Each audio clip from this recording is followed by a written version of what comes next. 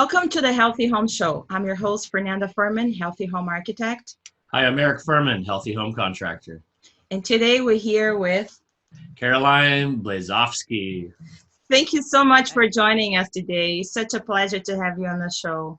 Yes, thank you, guys. Thank you for having me. It's exciting to be here. You're doing a great job, and getting everybody educated is wonderful. So wonderful. Kudos. Thanks. Yeah, and you're such a big part of this whole show that we're doing, because mold, which we're going to be talking a lot about, is a huge hot button and hot topic today. So yeah, thank you so much. Your wisdom and expertise is very needed. So I'm going to jump right into your bio, and then we can start talking about all of these things. So Caroline is a national healthy home expert with over 20 years of experience working with the public and physicians to create healthy living spaces and improve wellness. Her certifications and education include knowledge of wellness, indoor air quality, mold, toxins in the home, green building, healthy homes, and allergies. Caroline's been featured as a leading home and safety expert in the AARP, Shape Magazine, Martha Stewart, Reader's Digest, Doctor's Radios, Dr. Radio, Homes on Homes, House Smarts TV, The Jenny McCarthy Show, and is a regular guest on Sirius XM Radio. She also appears on podcasts, YouTube, and resides on the Public Education Committee for the Indoor Air Quality Association, and also board member of and credentialed IAQ, Indoor Air Quality Professionals. Caroline is the CEO of My Healthy Home, a green building company that offers testing services, products, and consultations for homes throughout the U.S., and she loves making people healthier. So you're in the perfect place. Thank you, guys. Thank you. Yeah, so one of the things that we love to hear from all the speakers, it's because everything, for us and for a lot of the speakers, there was that, tipping point that triggered everybody to start looking in their homes in a different angle or searching for different solutions. How was that for you? What happened to you, or how did you get into this business of healthy homes? I was working in New York, in Manhattan. I was in the communications marketing business, so I was in a different field, and I was young, very young. So it was 20 years ago, over 20 years ago. And I developed allergies, and I went to a physician and they said, take a pill. And I said, well, that's so weird. Why do you have to take a pill? And I had just an inquisitive nature. I mean, I really did. And I started questioning it at a very young age, which is strange because most people start questioning it much later in life. But fortunately I did in my 20s. And I said, I'm not going to take this pill. And then I started looking in our environment, and I thought that there was mold there. And then we investigated that. And sure enough, and this is a long time ago, and people, they said mold can't make you sick. And then as soon as the mold was gone, I improved and things went away. And so I just got into it that way and just went back to school and started learning and getting degrees and anything I could at the time. There wasn't a lot back in the 90s, really, as far as certifications. So I got in committees. I actually started a lot of certifications and work with boards to get certifications made. So it's really interesting. The process has been quite a long one. So. Yeah. So you actually kind of changed careers, so to speak, and you ended up getting into the mold and remediation type of business. Is that correct? Yeah. And back then, that's originally what they had. I mean, now as an indoor air quality professional, I do all kinds of different testing, and it just keeps growing because homes are just a plethora of problems. But back then, mold was, mold and allergens were the first thing that I started to get involved with. And I got my first certification was as a mold remediator, and I was out in the field taking samples and working on jobs. And so it was very archaic compared to what we see now. But yeah, it was amazing, actually. So the biggest thing that's going to come up for the listeners and even ourselves, testing, right? And this is a big hurdle right now, and a point of confusion for a lot of people is, I'm going to throw out some acronyms here, the ERMI test, ERMI, or the air pump sample with this cartridge, or I should be doing XYZ. So can you help us and the listeners clear up where we're at with testing right now, what you're recommending and what you're offering and what you've seen? I mean, it's a big one, but really help us clear up. Okay, I think we've got mold. How do we test for it? That's right. So, years of experience, and I was just having this conversation with somebody, cannot replace a test. So the first and foremost is to find a consultant, mold remediator that you trust. okay, whose experience, knowledge, there's a lot of groups out there. I'm part of the ACAC.org, which is a great organization. A lot of them have similar credentialing to what I have. You want to find a good resource, okay? And you have to trust in that person that they understand mold, because I can tell you that a test may say something, but my experience sometimes overrides that because I know better, or I've seen experience a situation where it's, you know, the test may say it's negative, but I'm still suspecting something. And that comes with, I've seen 30,000 houses in my career, which is a lot. Mm-hmm. So that's the first thing. You've got to have someone with experience, someone you trust, someone who has a good reputation in the business, comes from a good certification program like the ACAC.org. Then you've got to do some baseline testing in your home. My opinion is I've always gone to air samples, the ERMI test, and then there's other tests like the Hurts Me Too, and then also even the mycotoxin tests that do what we call DNA sampling. The difference between an air sample and a DNA test is that an air sample is actually looking at an actual spore. And to me, that's an active spore. That's something that's viable, living, can fly around, can land on things, and we can find spores in anything. That doesn't mean you have a mold problem. I mean, if I go out and test any surface, I can find a mold spore. It doesn't mean it's a viable colonizing problem. It just means that there's a spore there. Simple, right? With the other tests, they're using DNA or PCR analysis. And so what they do is they sort of find pieces of mold around, and then they combine these together and they make a mold spore, and they call it a spore, but really it's sort of pieces of mold. And the difference with that is that when you're looking at tests like the ERMI or the Hurts Me Too, or even the mycotoxin analysis with the environmental tests that they also offer at like real-time labs and places like that, all of these can have importance, but how you put them together is the key. And so when I'm looking at DNA, it kind of gives me a history of what's going on.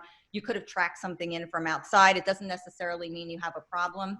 I had a client, for example, who came to me. They had a log cabin, and I like to give examples because every house is so different. They're just like us. They're just like people, right? They have a whole history. A house has a whole different plethora of problems like you do versus me versus somebody else. You have to look at it as its individual place. So I had this really interesting case where it was a log cabin, and they got the Hurts Me test back, and they said, and the ERMI, and they said, look, we've got tons of mold, but we really don't think it's in here, but they keep saying it is.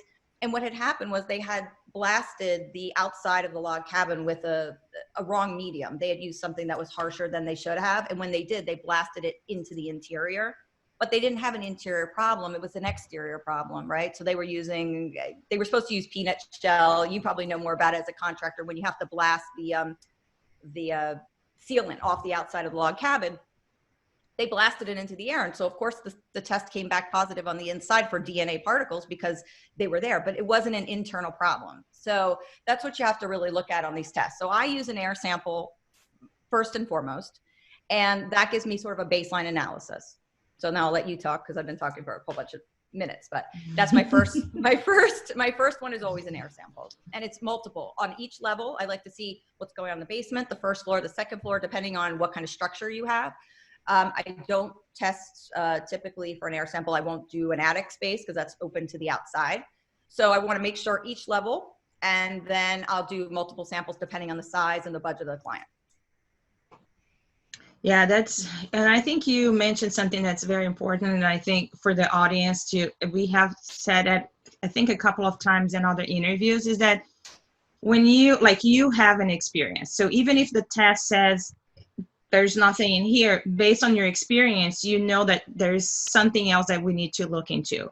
And what we've seen when we had our mold in our house is that companies will send, people that they hired 2 weeks ago that they trained, they send those people to your home, and we were quoted, our remediation was going to cost $80,000. So we were in that situation where we're like, we don't have that money to That's right. starting out, right? And I see that as a problem for many of the people that they live with mold like we did, because we can't afford to treat the mold and not knowing what's going to happen next. That's 3 months out of my house, and you're dealing with people that sometimes they will treat just the surface, but they're not actually fixing the issue. It could be a plumbing issue that it's, in our case, was a sprinkler that was, heating water little by little for years. Right. So what I like to do is, and this is why I developed the test kits that we have, was to make it economical so anybody could test. That was always my goal. I didn't want to see people, I saw it in the industry all the time, well, I can't afford to do remediation. I just need some information. So an air sample to me is really, really effective. In a small percentage of cases, you'll have mold that's hidden behind walls and things like that, that doesn't necessarily show a spore, right? So for example, if you had something within the walls, maybe the spore isn't actually able to get out, but the mycotoxin is, or the volatile organic. Molds do three things. So let's just back up a second. They produce a spore, which is, or a protein, has protein in it, and also a beta glucan, which causes inflammation in the body. Molds also produce a VOC, which is a volatile organic compound. Similar to smoking cigarettes, they sit in your house and they puff away and they put off a volatile organic, just like paint does. And then thirdly, some molds, if they have the ability, produce a mycotoxin. And what I find interesting about molds is they're really cool, actually. They're so smart and they're colonizers. So if you go and disturb their colony, they'll signal to the other ones in the group and say, produce a mycotoxin. So when you do a cleanup, you want to make sure that you clean up everything and you don't start piecemealing it. So it's really bad to like dig around in it and then leave it alone, because it says, hey, you disturbed me, now I'm going to punish you and throw out a bunch of mycotoxin. So they're very smart. And they've been around since the beginning of time. And the thing is, from looking at all the houses that I looked at, I don't like to see people go on a wild goose chase. I can find mold anywhere. And as a contractor, your husband knows this probably better than anybody. Mold exists as soon as you bring water sources in, bathrooms, kitchens, you get sweating, you get condensation, you'll start to get mold growth like very soon after installing bathroom. But that doesn't make it toxic. That doesn't mean that's going to make you sick. What's going to make you sick is if you don't do general maintenance on houses. So I say 20 years, my rule of thumb for a bathroom and a kitchen. If it's over 20 years old, you need to do a remodel. And that's just to make sure that everything is, you know, up to date, that you don't have all this condensation happening under your toilet and behind your showers. It's going to happen regardless. So you just have to stay on top of it and do the due diligence in houses. Unfortunately, houses are not expense-free. They're so expensive to maintain, but if you don't do the maintenance, you're really going to have problems. And that's where we see the issues come up. So. Yeah, I think you brought up two excellent points I'd just like to hit on right there is the maintenance or lack of therefore. You brought up another interesting thing about 20 years in the bathroom, and that's where we've seen things as well in our own home and our customers is, it's these hidden areas that maybe not even so hidden that had you been doing some maintenance or looking into it, like for example, under a sink inside of a bathroom, you know, you've got towels and all these things shoved up against there and you can't really see water dripping with all of these things under your sink or these areas that you could probably see. And then the other one is that, correct me if I'm wrong here, but this is what people need to understand is mold is natural. It's everywhere. The minute you even do, let's say, a complete perfect remediation, you open the doors and the windows, mold's coming back in. It's part of nature. So it's our job really to compress the growth of that by not having these uncontrolled moisture sources in your house. That's right. And we are going to have them because we have brought water in. We want to shower. We want to have hot tubs. We want to have saunas. We want to have, bidets. We love all these things. So we're going to bring them in. But the key thing that I think I've learned over the years is that controlling relative humidity in the house, and this is where our business has gone, is really developing state-of-the-art dehumidification systems, making sure that you're keeping that relative humidity between 30 and 50% in the home. You know, you can go a little lower, not much higher, but a little lower. And you want to make sure that you're keeping it very dry. And so that helps to inhibit mold growth. So molds are just like people. They need food, they need air, and they need water. So my idea is let's cut off the sources as much as we can and not make it a warm and fuzzy place that they want to hang out. You know, so we're going to make it a little more challenging for them to exist. And that goes, humidity goes with bugs. So you don't have to use pesticide as much. You know, all these things, dust mites feed on relative humidity as well. So in order to have a healthy home, the simplest, I mean, it's so simple. You go out to the hardware store, you pick up a hygrometer, you put it in, I have one in each level of the house, and you monitor your humidity. And by keeping that down, you're going to remove the dust mites, you're going to keep the bugs down and the mold. It's so inexpensive, simple, but we don't do it.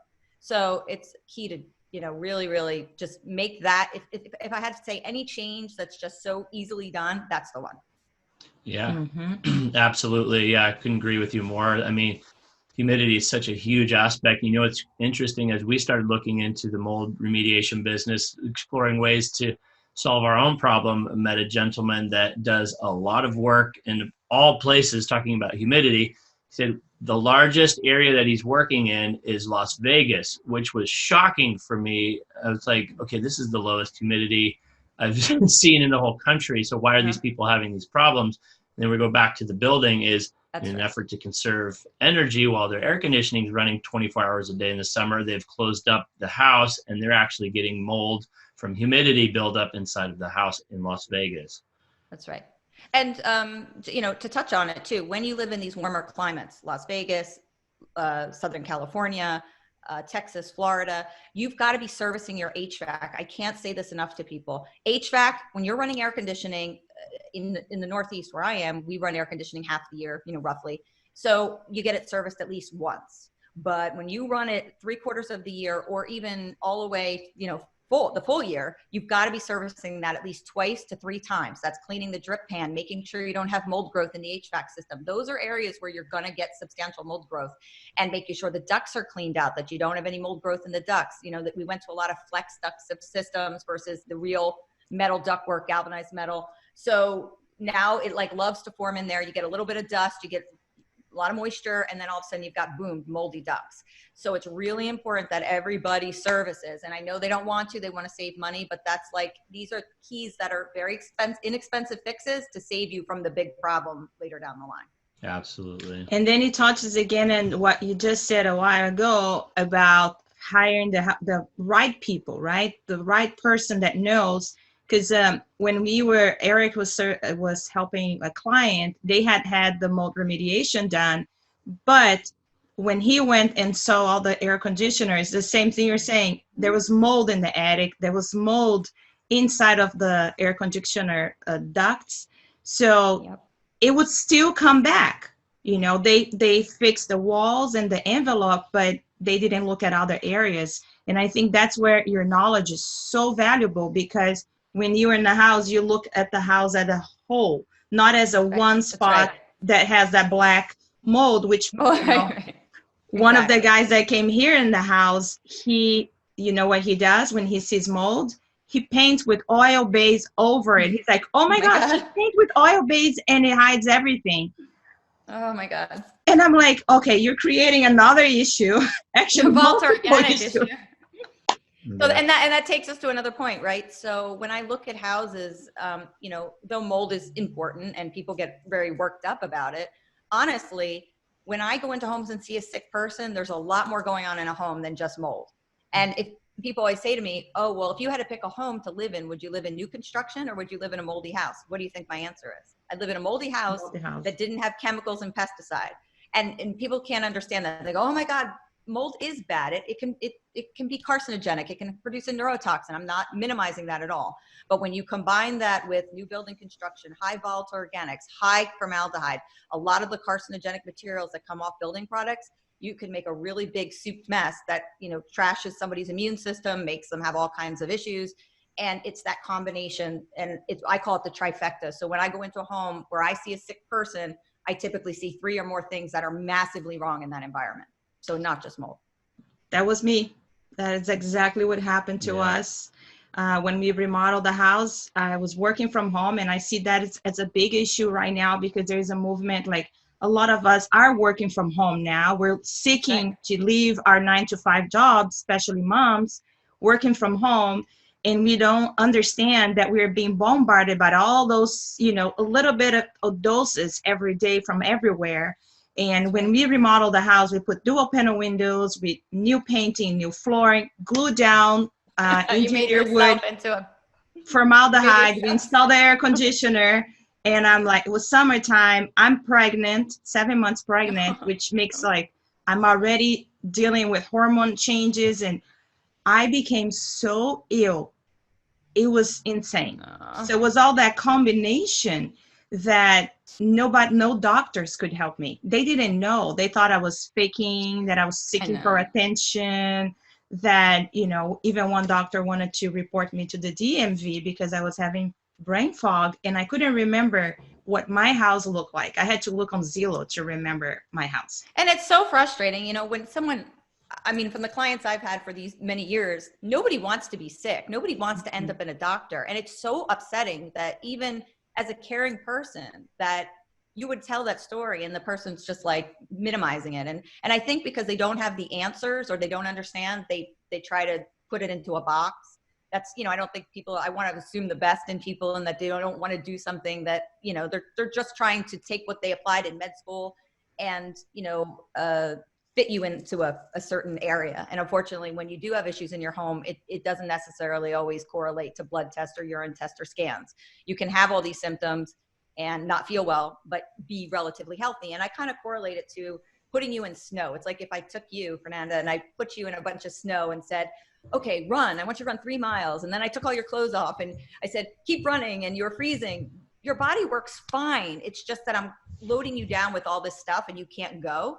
So what I try to do with a house is alleviate those stressors and then hope that the body will heal, the person will heal, and then their symptoms improve. And that's what happens. I mean, it really does. It's not, and it also, if you do have a chronic condition that maybe isn't going to get better just from your home alone, it definitely takes the pressure off and people's symptoms improve. They may not solve the problem, but you're not going to be overloaded with VOCs. Like VOCs are a big one when we talk about volatile organics. When we remove them from an environment, people do, that brain fog like goes away and they feel better. It's just because they're overloaded.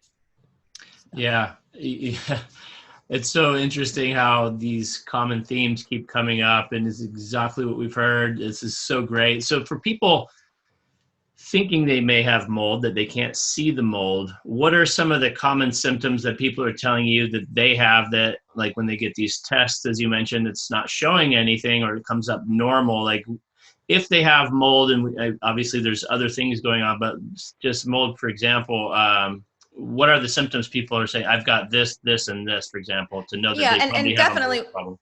When I'm doing investigations, I always listen to the person. That's my first thing, because believe it or not, there are patterns with these things where I see certain symptoms occurring over and over again, and then other symptoms. So like, for example, brain fog is a big one. When I see a lot of people who have paint cans, people love to store paint in the house. And you know this, like once you crack a paint can, that can is open. It's outgassing. So you're continuing to breathe in wet paint. And I see clients, I have pictures of 50, 60 cans of paint. They're storing these in their basement or in the garage, and everything is connected. And you laugh because this is probably your hubby there. They are, your house is built under negative pressure. So you're pulling all of that in, you're breathing it in, you feel stoned every day. You don't know why. It's because you're breathing in fresh paint. Mm-hmm. So getting rid of the paint cans is huge. I can't even tell you how many phone calls I take and people say, I need to put a consult with you. And I say, I just listened to their story for like 5 minutes. I'm like, look, call me back. I said, if it gets bad, take your paint cans out. And they go, how do you know I have paint cans? I said, because most people do. I said, take them out. If you don't feel better, give me a call and then we'll do testing. And you don't know how many people just go, oh my God, my kids are going back to school because I had, 15 paint cans in the garage underneath their bedroom. So. It's crazy, but yeah. So anyway, we got off topic, but no. Actually, we loved it. I'm so glad you brought that up. Okay, this is what's so great about this. This is real. This is real stuff, people. Okay, so first of all, just biggest takeaway here: we're not here to freak you guys out. It's about bringing awareness. And you just brought something up that I totally forgot about.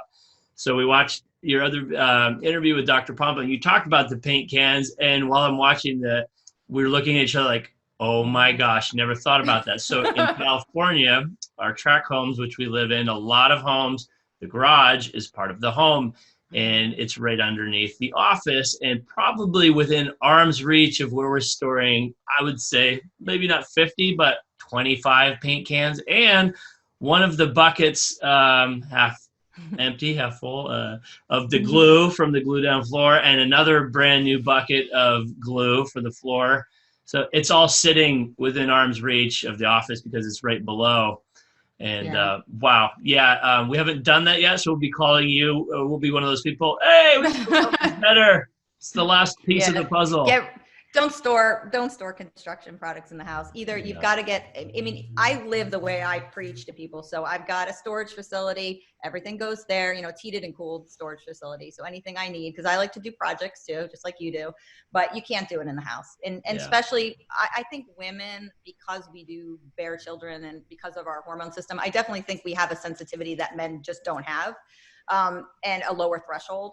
So, and plus she was pregnant too, but, And I was It's so painting the bad. house. There are pictures of me painting the house with the big belly because I'm a very good finisher. Like my lines are straight lines you would not believe.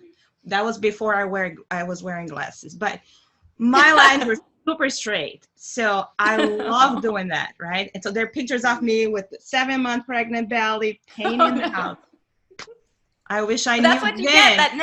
that nesting instinct. You needed the net to nest, so you decided you were going to Yeah. toxify yourself in the I process. wish I knew then what I know now, but at the same time, I feel like going through all of the things we have gone through, even like hurting our relationship and everything, it made us understand that people are going through this right now. And I see a lot of the people that are emailing us, they're saying that how their partners don't understand Yes. what's going on with them and they don't feel the validation and how it's hurting their relationship. So I think going through everything, it brought us this purpose right now that we really want to express the importance of the partners being involved on the process of at least, learning more, getting educated on that.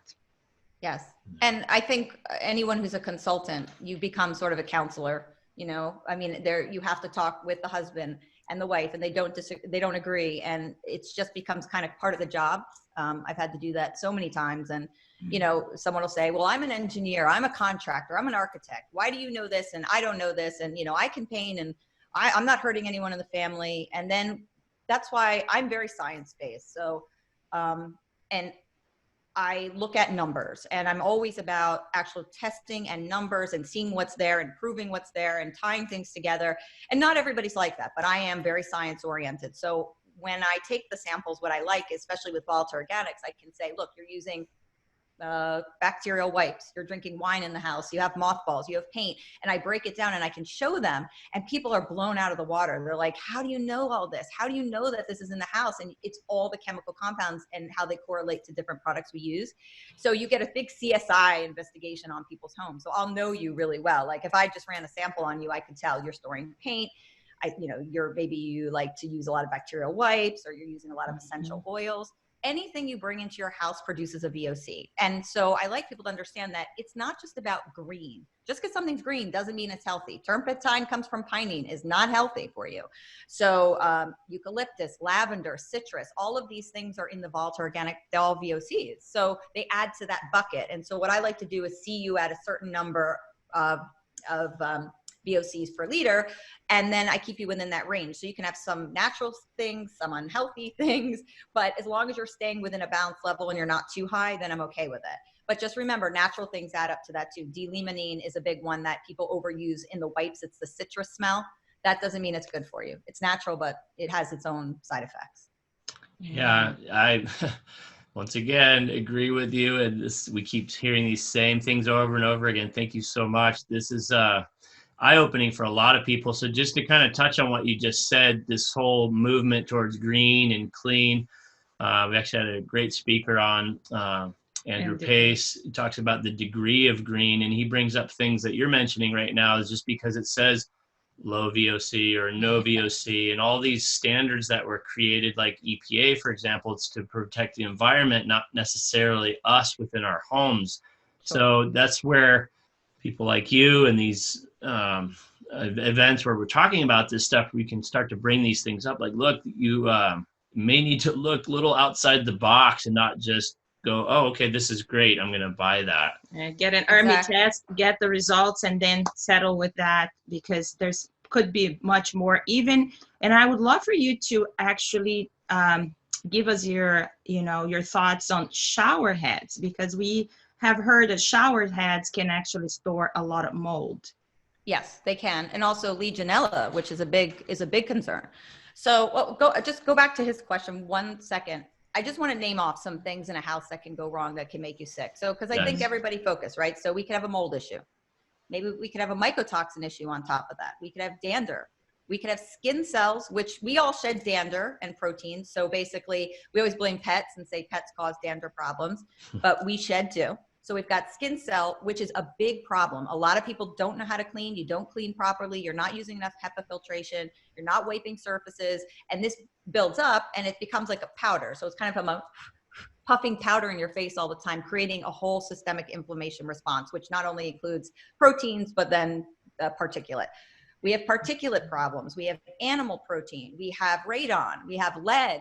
We have semi-volatiles, which are all the products you hear about, like the PFOAs and the waterproofing materials and all of the endocrine disruptors, right? Those are your semi-volatiles. What else? Formaldehydes, all the aldehyde families. So when you think that you don't feel well, there is way more to it than just mold. Okay. So I want people to understand, sometimes when you do get a mold test and it comes back fine, it really is fine.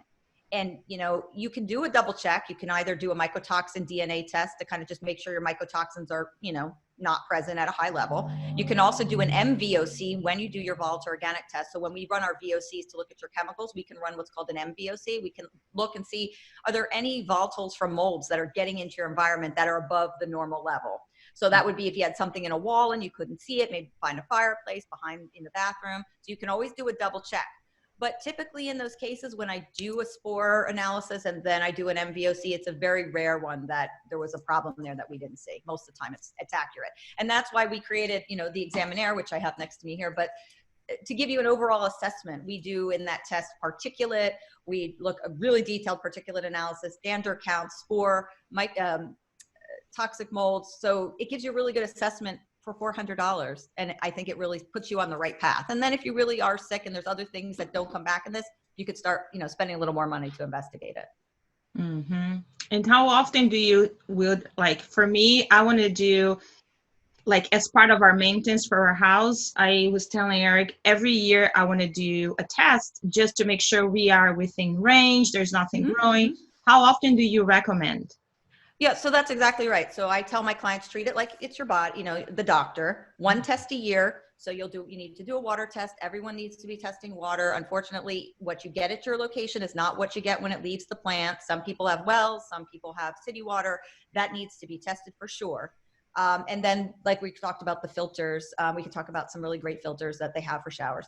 So you need to know your chlorination byproduct, what level of chlorine you're exposed to, because not everybody, depending on how close you are to the plant, factors, the plumbing, what comes in contact with the chlorine as far as, you know, just debris and other things that's in the plumbing, that affects your chlorination byproduct. That was the number one, or one of the lists when they made a list of cancer causing agents in 2009 that went to the president of the United States. Chlorination byproduct was on there, and chlorine. So it's real important for people to test their water, know what you have. But yeah, so one test a year. And then when you do a mold test or an overall assessment, like, so this was, I just have it here, but I'll show it to you. So this is our Examinaire test. And so this test I would recommend doing like every 3 years, just to give you an idea as to what's going on overall, everything. So that's going to say your dander counts, how well you're cleaning, your dust mites, your pollen outside. It takes an outside sample, an inside sample, so you know what your outside environment's doing.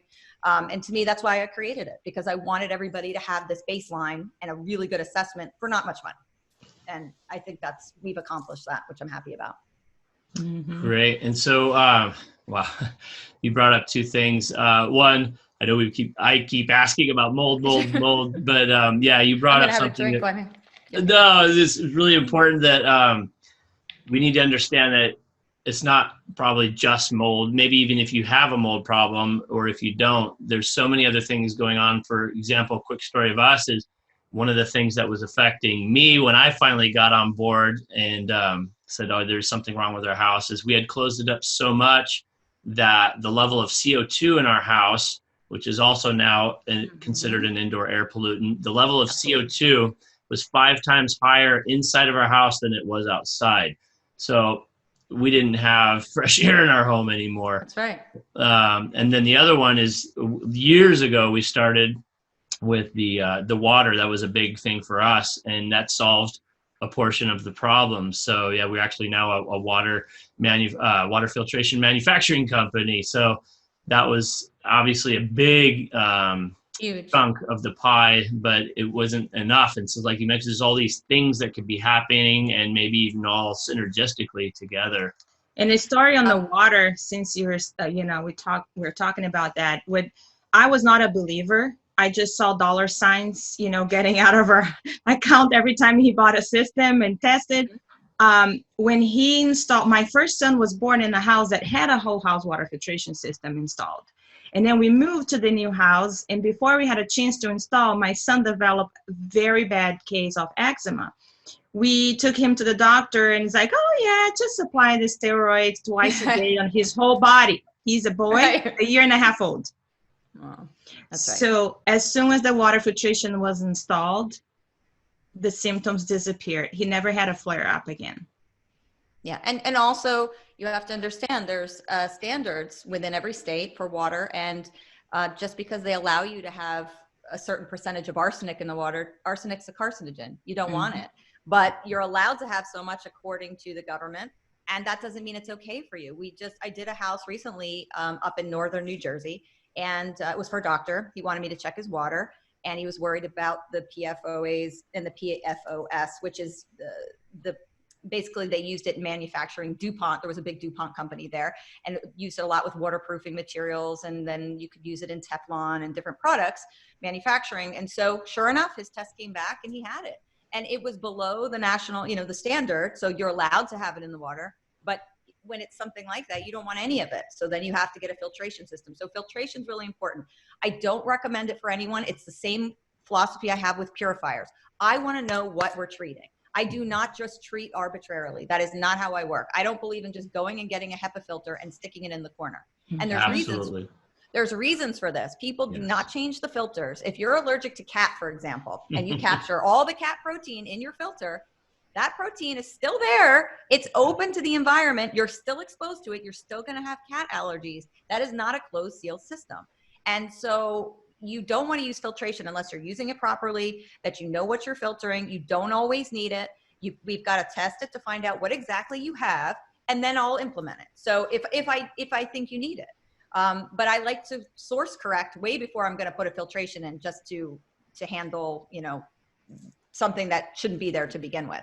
Now with HEPA filtration, I really recommend over the age of 65, if you have genetic mutations, or if you have genetic genes for like the APOE4 gene for Alzheimer's, the BRCA gene. There have been studies. I went to the University of Southern California at the Keck School of Medicine, and one of the first few things we learned was how much environment and particulate exposure. That particulate comes from pollution.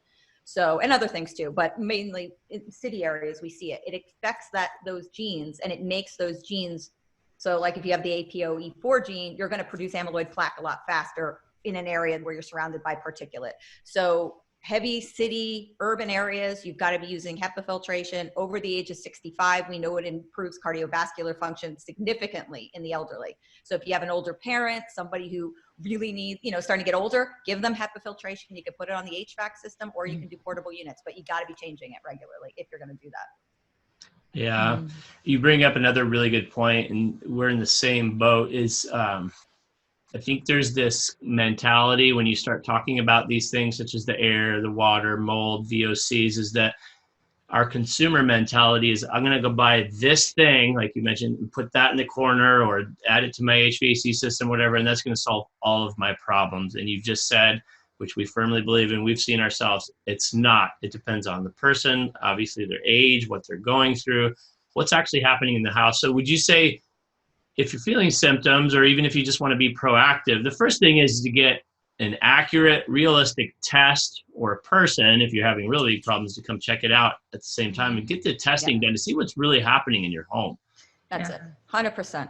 And I like people say, oh, I don't have a lot of money. I'm fine with people going to a local hardware store and picking up a Radon 2-canister test and doing a Radon test. Perfectly fine. Great test. No issues. I don't even really care so much about whether you do an ERMI test or you do an air sample. I mean, there's right ways to do it, but if you can only afford something, I'd rather you do something to get some baseline than do nothing at all. Absolutely. So look, I got in this business for education. I'm a big advocate as far as, testing homes, indoor air quality, healthy homes. It's not about the money. And I think that's why people don't understand. Like, I want to fix the problems. I don't want to create more problems. And I know that selling a purifier isn't going to fix the issue. So why would I do that? Now, it depends what the issue is. Then we can help alleviate some of it. But let's do source removal first, hands down. Yeah, totally. And I think everybody has this mentality too that like one size fits all, because we all got into this point where we are all buying the same things, and then you'll see, you know, an advertise on TV, oh, this is great, or you go to somebody's house, oh, they're using this, and they go by brand. And what we see is that there is a need, like even for, you know, for the air, for the water, for mold, there is a need to test for certain things and find out what's important to you. Like for us, fluoride, it's a number one. We need to get rid of fluoride and chlorine and all that stuff.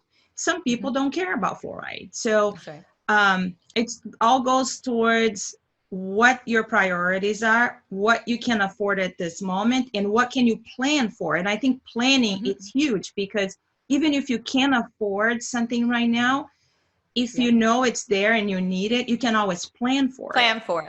Right. Or a bathroom remodel, kitchen remodel. Those are things that, you know, sometimes people come to me and they're like, you know, I've got, like you said, fluoride in the water. Okay. But your kitchen is 50 years old and you've got like degrading pipes and mold and moisture. I mean, what's more important to fix at that time? To me, it's definitely, you got to do a kitchen overhaul. So you better start saving your money for that. And that's why when I do mold testing, it gives me a big picture, right? I say, okay, do we have to do this right now, or can we wait? All right, you have a little mold, maybe you have an 8 count in the basement. I'll say, that's not really my priority right now. Let's see what else is going on. And then we can always circle back to that.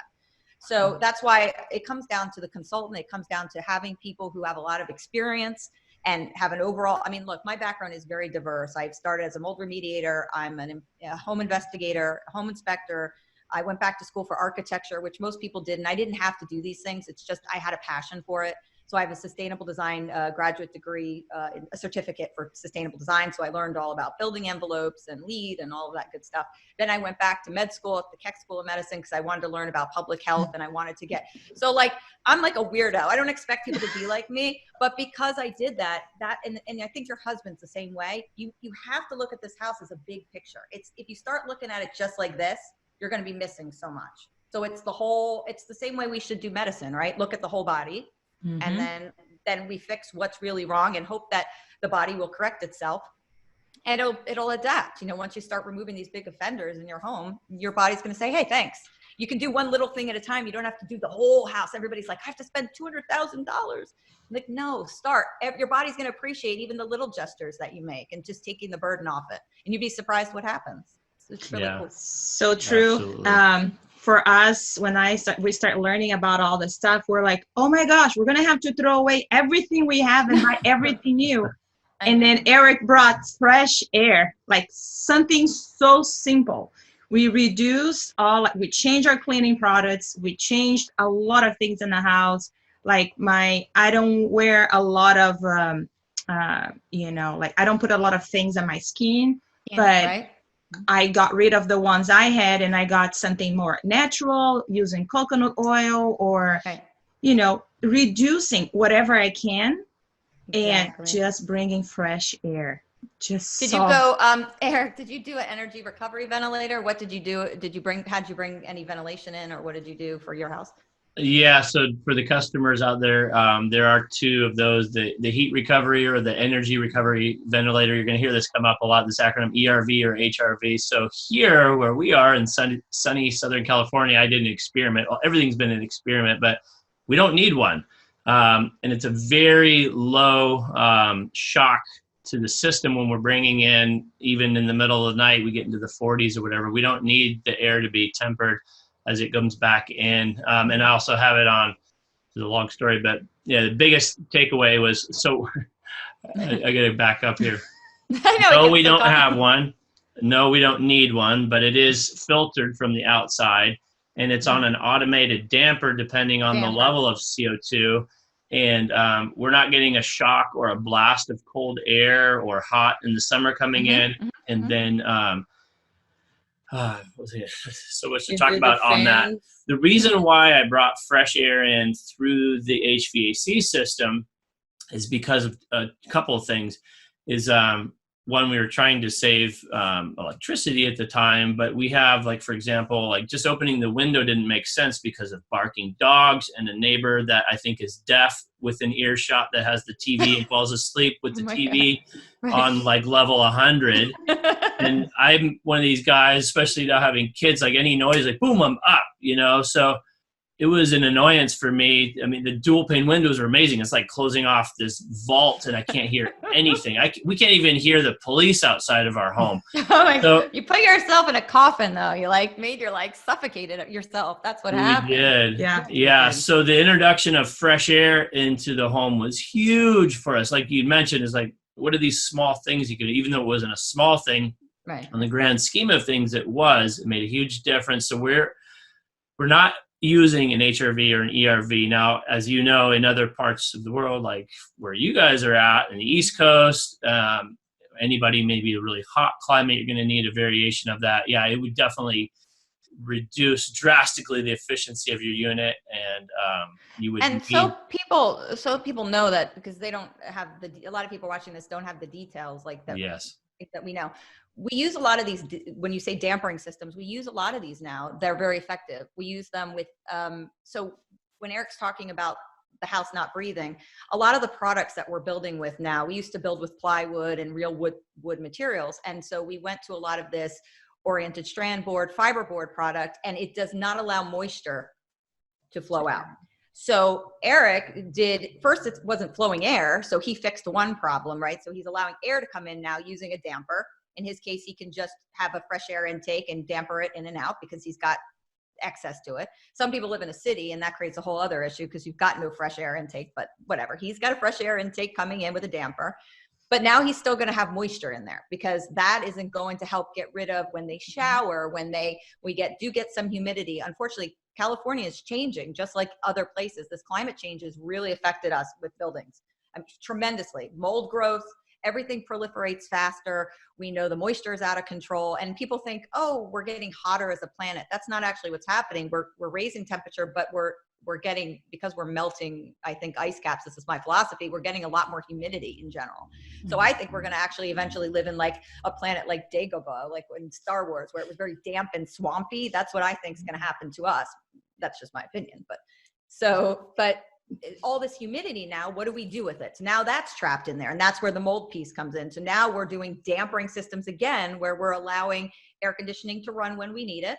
When the air conditioning turns off, we damper, and then we allow the relative humidity machine to kick on, or your dehumidifier, and that'll take the moisture out. Because naturally, when you run air conditioning, you reduce your relative humidity in the house. But in certain areas, like your parts of the country, other places where are cooler, the air conditioning isn't kicking on, or the building's so energy efficient, it's staying cool. But the way relative humidity works is that the lower the temperature, the more relative humidity. So people often think hot, humid. That's not how it works. The colder spot in your house is going to have the most moisture. So you have to kind of think about that. And it's very complicated. It's not probably just for this conversation, but that's why basements are always more moist, because the temperature is lower. And so when we don't turn the air conditioning on and it stays cool, we still have this humidity we have to get rid of in the homes. If that's absolutely, you can bring up a great point. The whole other conversation, relative humidity and dew point and these things, especially during remediation. But for simplicity for people, and then to bring up another real life scenario that happened to us is once we realized we had a mold problem, and we were living in the house and trying to figure out what we were going to do. We ran a dehumidifier basically 24 hours a day. And there's two versions of it. You can do a whole house dehumidifier, which we hadn't done. So we found a portable one that had a pump that I basically drilled a hole through the wall so it could eject all the moisture it was collecting. And like you said, we were trying to keep it in that safe range of 30 to 50. I was obviously keeping it below 50. And something else that was really interesting is whole house fans are becoming very popular, and they actually solve a lot of problems. But to tie this back into not creating more problems is 10 months of the year, when we're 5 miles from the beach, we used to live in an arid climate here in San Diego, but 10 months out of the year, we are 60 during the day, 60% humidity outside, to in the evening when the coastal fog runs in. I mean, 90, 100% humidity. So the last thing you want to do is open all your doors and windows, run the whole house fan all night long, and you wake up to a cold, damp swamp in your house. Exactly. Yeah. Yep. It's amazing, right? I mean, there's so much to this. And that's why when people are looking to get assessments, you have to understand there's a whole building science, one that goes behind it. And then we're all working this out, you and myself and all the other people that are working this industry currently. We're trying to figure out what really works and how we can do it, right? Because, I mean, the way we're building now, as far as I'm concerned in this country, never considering a healthy home, we're putting in the cheapest materials. We're trying to basically make every dollar we can. I mean, I've got issues with PEX plumbing. I've got issues with the fiberboard. I got issues with the Hvacs.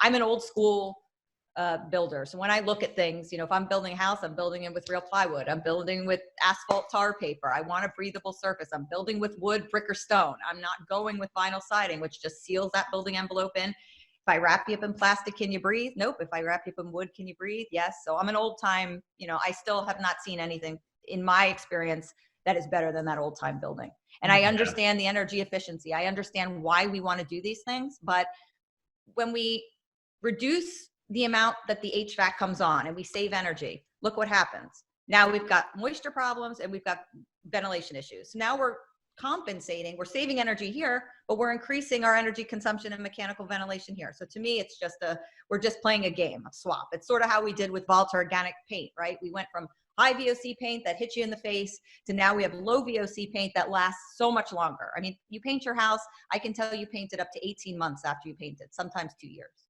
Mm-hmm. So, yeah, one of the things that I see a lot too is like a lot of resistance. I don't know about you, but when I tried to talk to contractors and I was helping a client with a small remodel, and I trying to talk to the contractor about some of the issues that I've seen, and they're just like, you know what? Basically, all of them.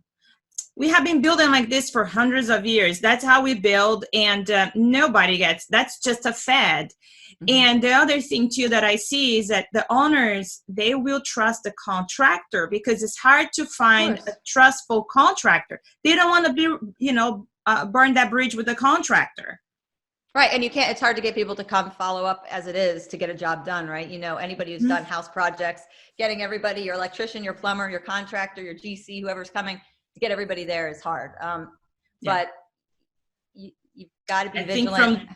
And that goes back to planning. Like, you get the right consultant that from the beginning, if you're building a house or remodeling, then the contractor, when he comes in, he must know. And that's just like one of the things that I see missing in the industry is this communication between the owner, the architect, the contractor, the designer, the electrician, everybody that's involved on the project, to understand that the main goal is to help the homeowner creating that house that they were planning for. Right. Either, whatever it's in their mind, that's what we're there for. But there's a lot of, I think now this conversation is being brought up more often. And this is one of the goals that we have for the show, is to have architects and designers and students right now that are going to architecture school to understand the implications, so we can have more people advocating for healthier homes, healthier buildings and materials, because now we do have options, right? Yeah.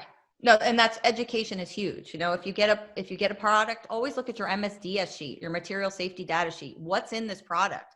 I mean, these are available to you from all the companies. So you always want to look at that. And if you're not sure what that means, you call a home expert, a consultant, a healthy home expert, an indoor air quality professional, someone to say, hey, what are these chemicals? Is this okay to put in my home? That's the first thing.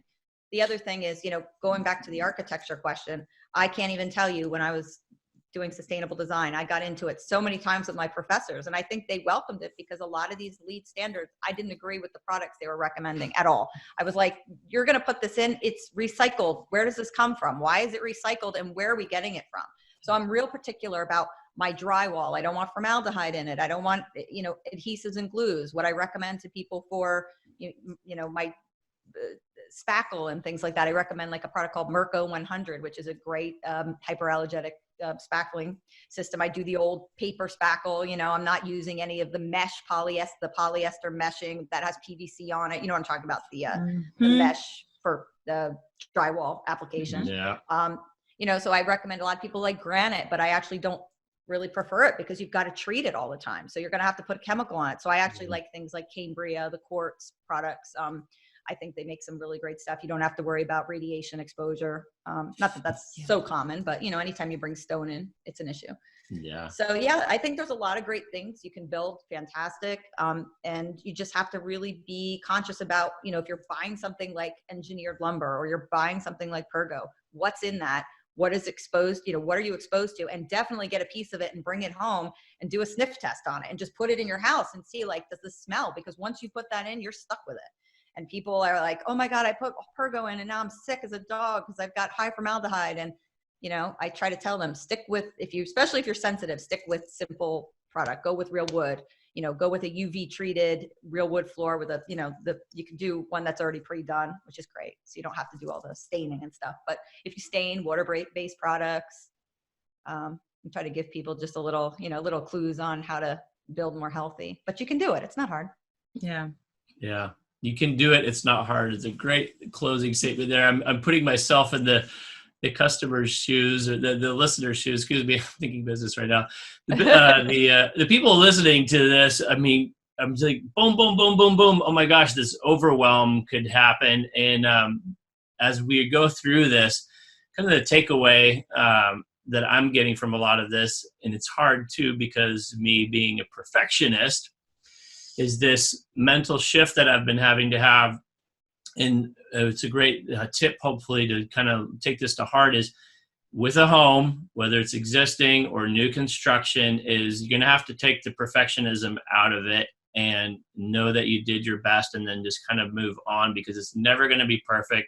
And then even if you do get it perfect, you could have a leak from water. The next day, I've seen that happen to so many people. They're like, I just did my bathroom and the leak, it's blowing a leak. I mean, it does happen. But let me say, you can have a beautiful home. You can have it the way you want it. You can actually do things economical. You have to just start understanding your product. And that's an education piece that I put back on you, the listener. So you have to be the one to start taking, when you're at night and you're relaxing, maybe instead of picking up a book, you want to do a project, pick some products, look at the MSDS sheets. You've got to do your due diligence. No one is going to do that for you. Not me, not Eric, not Fernanda. You have to actually take that into your own hands and start really realizing that it's my job to kind of know what's in my home, and I'm going to educate myself. And that's the most important takeaway, I think, from everything. Nobody is going to do that for you. We can present you with information, but at the end of the day, you're going to have to do some research yourself and educate yourself. Absolutely. Yeah.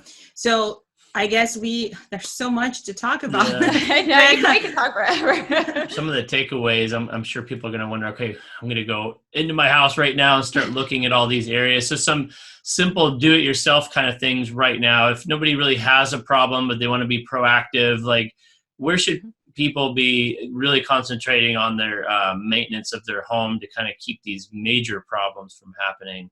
Yeah. So first thing, relative humidity monitor. That's my number one. You've got to have them on each level of the home. Start to monitor your relative humidity. If you notice that you're going over 50% regularly, especially up 60, 65, you're going to have dust mites, you're going to have mold, you're going to have bugs. So you got to get some kind of dehumidification to bring that down. Okay. That's the first thing.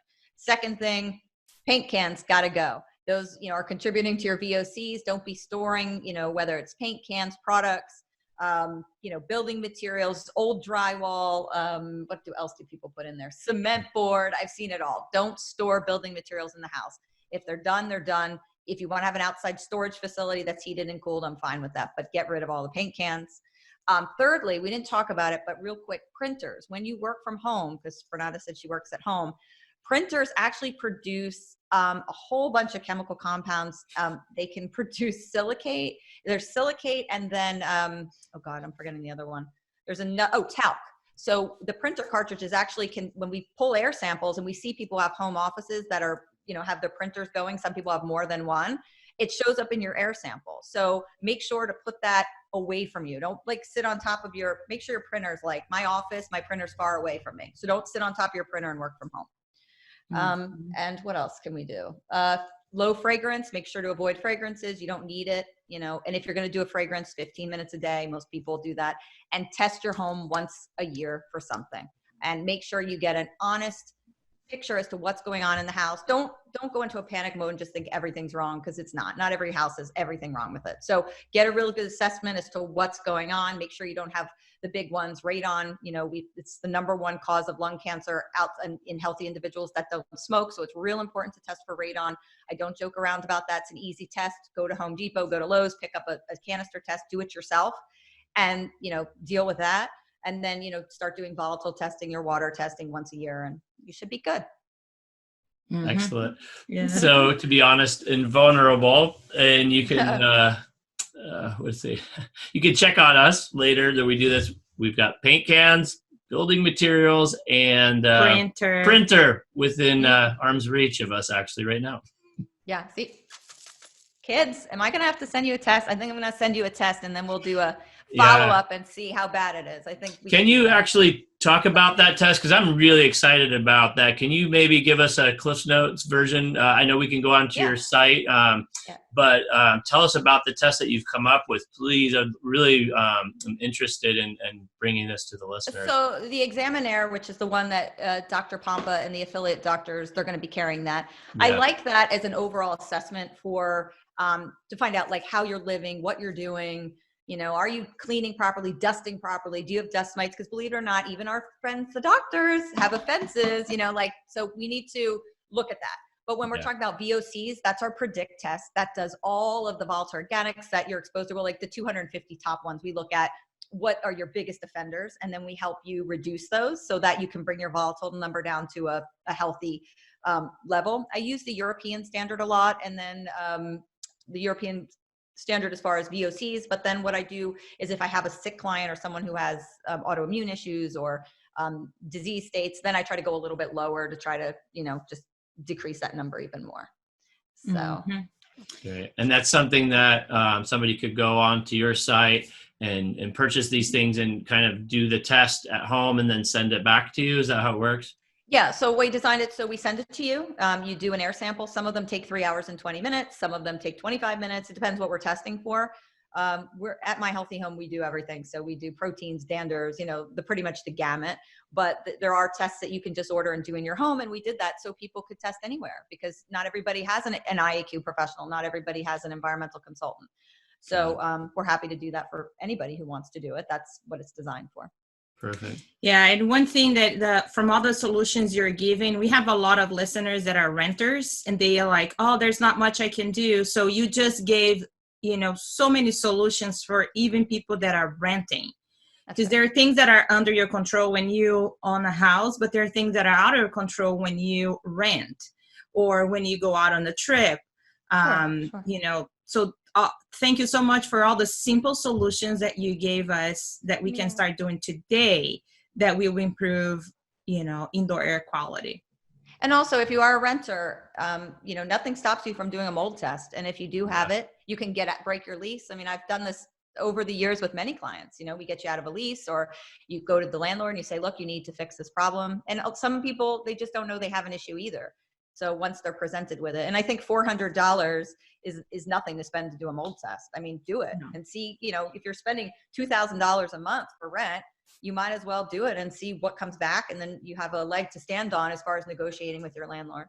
So. And the $400 one, just to kind of clarify and understand, there's actually more than the mold in that test though, right?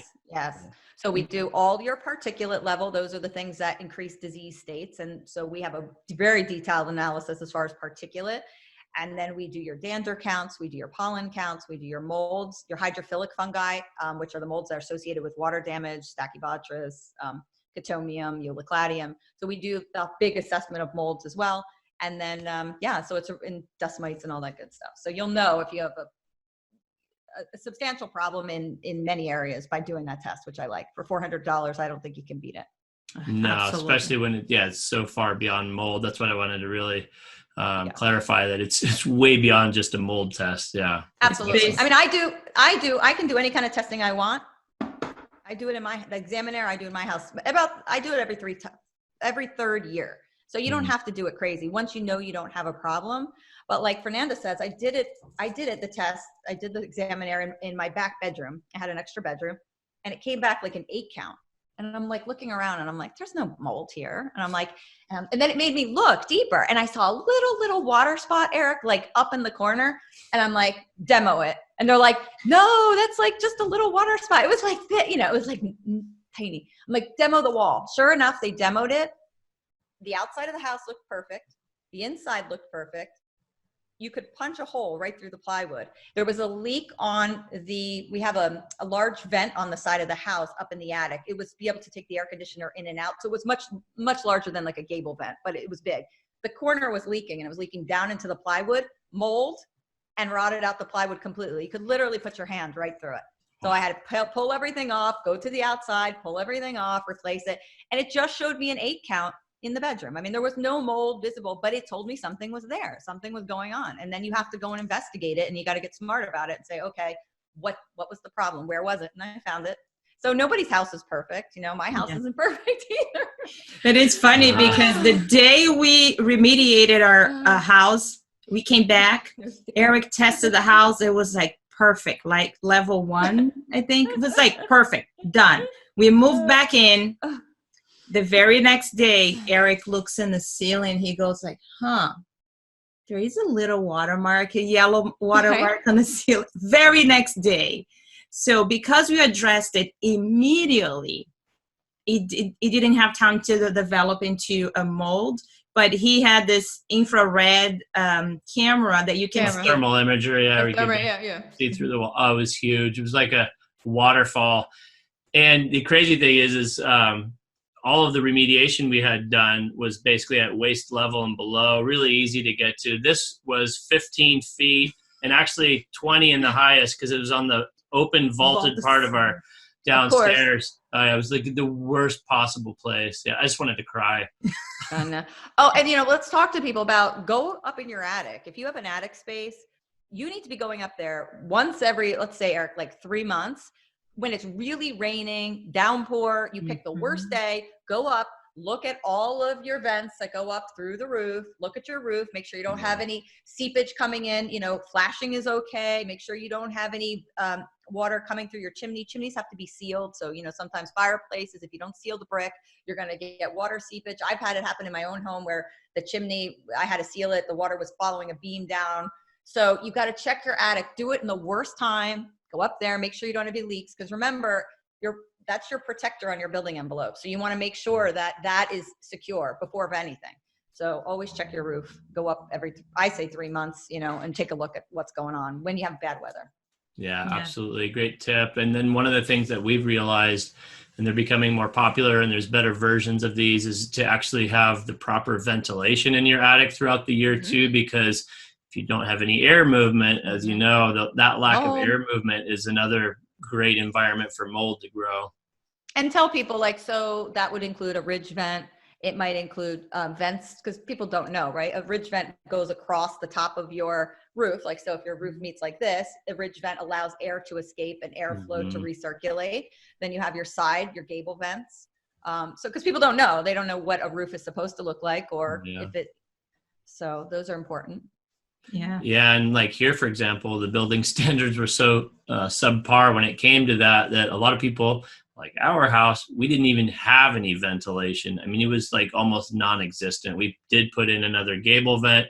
We put in, there's these vents, the O'Hagans, which are really low profile. And we had to add like 8 or 10 of those just to get the amount of air. Where did you put your vents in? So when you had to go to repeat it, so did you put them on the sides? Did you go across the top? How did you install them? Yeah, so it didn't make sense for us to do a ridge vent because of the way the roof was. So they're in kind of strategic locations, but we're mechanically ventilating. So we have a gable fan that is on a temperature dial, so it can come on with the temperature, but I also have it on a switch because sometimes I don't really want that running, like for example in the winter time. I really don't want it running, and so the natural ventilation takes over. But yes, summer's here, and with the lack of ventilation, it's unbelievable. I mean, we're getting like 130 degrees in our attics. Attic fans are really important. You want to make sure like your that the electric's working, the fan hasn't blown out. That happens all the time, and people don't even realize their fan has gone out. Yeah. So it's real important. If you have an attic fan, you have to go up in this attic and check your space. I had a client, it was funny, I did a show and we were talking about, somebody had a client who hadn't gone up in their attic in like 30 years, and the whole ceiling collapsed in because they had like they had no ventilation up there, and the mold grew and grew and grew, and no one knew to go up there. So it's just crazy, like stuff that can happen. Another tip is you need to educate the other people that live in the building how the system works. Because Eric, like we have so many systems installed in here that I don't even want to touch it. You know, Eric has to tell me, go to the third thing, click on here, click on there, because we're not using Wi-Fi equipment. So one of the days I didn't know any better. And, you know, I think we should have an instructional material that goes with the house. And I'm leaving. I didn't know. I sealed the whole house. As soon as I tried to close the front door, I felt that pressure. Like I couldn't really close it. So I really pulled the door so hard. And then when I went to where the fireplace was, I just looked at on the room, and I just saw all this dust, all the particles in the air. And I'm like, oh my God, that's so weird. You are so airtight, right? That you stay sucked out. Well, the whole house fan was running on medium or high. And we have a very large whole house fan, which for people that don't know, it's sucking outside air, which you need doors and windows open to come through up to the attic and ejects it outside. But yeah, it was running on a pretty high speed. That's why she couldn't close the door. It was like, oh my God. Yeah, my whole downstairs was black. Like, looks like we had a fire going on outside. Oh, yeah. So, we got all kinds of stories like that. Yeah. It's so having instructions is a good thing to do as well. Yeah, and then there's a lot of things that you can automate. That's not really one of them, because you'd have to automate the doors and windows too. But a lot of these things that we're talking about, like you mentioned, the ERV or HRV dehumidifiers, a lot of that stuff, you can kind of set it and forget it. With a company like ours, or I'm sure you've seen all these people that you can do that to where it's a lot more customer friendly. Yeah. But it's true. The more we add, it's more things we have to keep up on too. It's like you add one thing and we're getting so intricate with everything from the nest to, our lighting to, it's crazy. So I have to say I'm a simple gal. So I like to keep things very, very simple. I'm still that traditionalist, Yeah. But what's interesting too is, all these thoughts come as we're going through this whole journey, and it's like, first of all, humans were not really designed to live in a box as long as we are and totally sealed up. And so these problems have come up because of these environments that we've created. And then we think we can buy something to fix the problem, when in fact, like you just said, it's really like, how can we get back to basics and how we've survived for tens of thousands of years as a species? Yeah. And when you look at the old building construction, like my office, you can't see it here, but it's, original 1800s part of the house. The original other parts are like 1950s, and it's got the steam heat and the radiators, and there's just nothing like that. It really, when you have that old, real simple, it's not simple, but it's just sturdy, good stuff. You don't have to worry about forced hot air, cleaning ducts, getting dust all over, making sure you're changing your filter. But now with the steam heat, you can't even find good, it's harder to find someone who can work on a boiler anymore that, they know how to put in the systems. And so, we've lost a lot of trade. It's important to get back to the trades. We need a lot of tradesmen. Unfortunately, we've lost a lot of that, and we need it. Or you can move to Brazil, like where she's from, where all these problems don't even exist. I was going to say that. Like, I grew up with open doors, tiles, brick, I love it. concrete. Yeah. We had an assistant that was cleaning the house every single day, hosing down. He went there. He's like, why is she bringing the hose upstairs? Yeah. She's going to wash the bathroom. What do you mean? Like, cleanliness is next to godliness, Eric. That's it. The building materials, it's stone. There's no wood. There's no drywall. Right. Yeah. It's amazing. And it's beautiful. And there's fresh air all day coming in. Oh, yeah. Then I come here, and that's where I became, like sick. Enclosed. And I think that's like, they are all born in this environment. So there was not a shock. For me, it was a shock. Yeah. Your body was like, what are you doing to me? You had me in this great place and now I'm here. But I have to say, I think in general, I think the newer construction has caused a lot of these environmental problems. I do. Yeah. Oh, yeah. I mean, when I see people who have a lot of disease states, like whether you believe in them or not, you know, I think a lot of it is related to our building construction more than people understand. And when I've seen 30,000 houses and I see people who live in the same type of building construction having health issues, it's cause for concern. And I'd like to see some type of implementation. We need a governing body over the building industry to kind of dictate, hey, these products are okay to use, they're not. We have nothing like that. No. And if they want to use something in a house, they can use whatever they want. And people think that it's safe. And just because it's manufactured does not mean it's safe. Look at asbestos. Asbestos took years and years and years to trace, and it's still here, prevalent in society, being used. And unfortunately, it took a long time to correlate that back, and a lot of people died. My grandfather had mesothelioma. I think that's why I'm a big advocate of building construction. I mean, he worked at the factory. He developed cancer related to asbestos. And so I think these companies aren't going to look out for us, unfortunately. And they're looking out for bottom line. And, you know, I don't think people do it intentionally. It's just the way that society works. And so we have to be the ones to say, look, it's not good to use this product. You know, you should use something healthier, or, you know, form a group that basically looks at all these products and analyzes them and says, like Environmental Working Group sort of does with all their personal care products, right? We need a building group where we kind of look at all the products and rate them in a scale and say this is good or not. I think that'd be great. So when are we starting that? I'm in. Let's go. I'm in, guys. Eric, I love it. No, seriously, it's needed. It might be that's real. And I could think of the whole team right now that we've been talking to over the last few weeks. Wouldn't it be great? Yeah, we need to do it. I mean, we just need, like, where we're ranking these products and saying, okay, here's flooring systems. These are the ones we give an A+ rating to. Just, I mean, EWG does it all the time. So with their, you know, personal care products, shampoos, all that stuff. So we need it. Totally. Totally. Gosh, oh my gosh. Thank you so much. I mean, we could literally talk to you for hours. So yeah, you guys are so great. I love both of you. You're wonderful. Thank you. You too. Yeah, when we saw the video with you and Dr. Pablo, like, I can't wait to talk to her because I knew what would happen. So thanks, thank you so much. Thank you. You guys are so great too. I love it. I mean, we could talk forever, but anything you need, or if you want to put together something, I mean, I'd love to. And this is just, I think, the tip of the iceberg. I think you guys are just going to keep going with this, and it's just fantastic. So yay. And for you listeners, you can make a difference too. Because the more of us that, you know, if we hold those companies' standards higher, they have to change. Right. There are companies making changes because they are listening to us.